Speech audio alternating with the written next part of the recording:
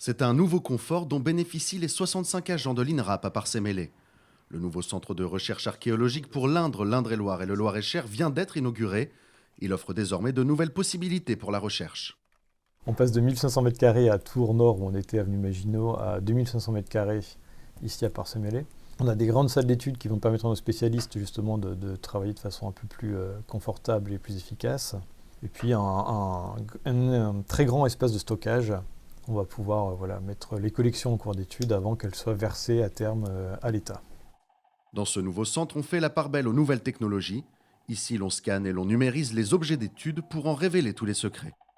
Soit c'est pour répondre à des questionnements sur le mode de façonnage. Et l'autre application, ça va être aussi pour la valorisation, éventuellement. Donc sortir soit directement à partir des imprimantes 3D, des modèles 3D, soit des photos, des images dans le cadre de rapports ou de publications. On va pouvoir jouer sur les sources de lumière, mais on peut aussi, avec certains outils, faire des coupes dans l'objet, donc des coupes virtuelles, puisqu'on peut pas le faire dans l'objet lui-même, pour avoir des profils ou s'arrêter sur des détails.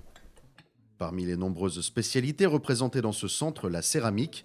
Les spécialistes travaillent ici sur des projets préventifs comme programmés. On est en train de travailler sur des lots céramiques qui sont issus d'ateliers de potiers qui sont situés à Crouzy. Là, on est en train d'exploiter les données qui sont issues de ces terrains.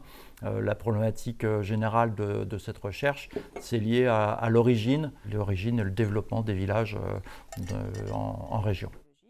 Quelques mètres plus loin se trouve le laboratoire de Bénédicte Prada. Elle est carpologue, c'est-à-dire une archéologue spécialisée dans l'étude des graines et des fruits.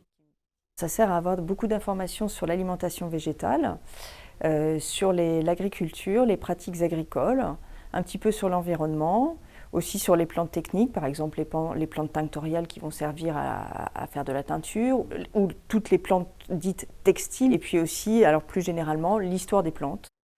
Pour les passionnés comme pour les curieux, les archéologues de l'INRAP seront présents à la Fête de la Science à Tours les 11 et 12 octobre prochains.